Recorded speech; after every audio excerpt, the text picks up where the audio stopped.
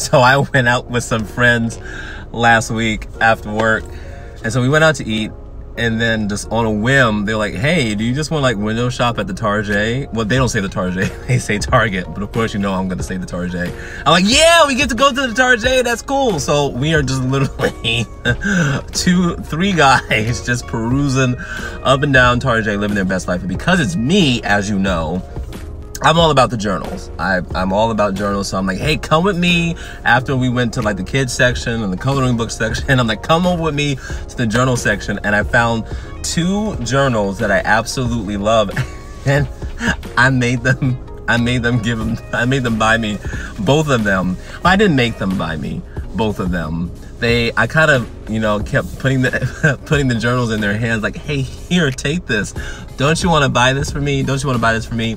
And they're like, no, like, Daryl, we're not buying you a journal. Like, we're not doing that. 1, you don't need it. And 2, they're like $15 a pop. We're not buying you by the end of the day, because both those guys are super sweet. They both bought me, I got 2 journals and they each bought me 1. And so I thank them for that. And one of the journals, I'm just fooling around and using my narration voice, reading the front of one of the journals.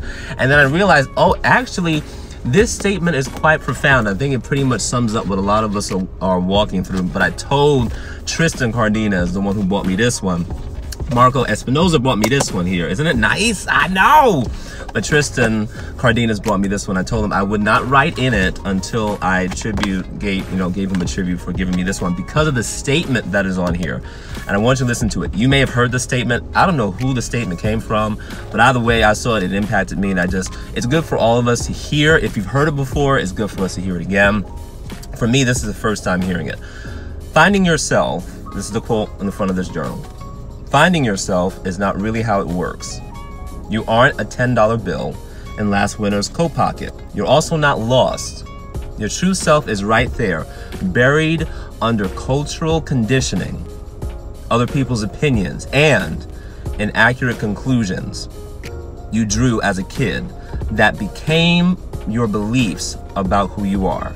Finding yourself is actually returning to yourself, an unlearning, an excavation, a remembering of who you were before the world got its hands on you. That's one thing that I want us to get on this page, is the freedom to be who we were before people told us who we were supposed to be, because that's where all of our joy and our happiness is going to come from. So thank you, Tristan, for my journal.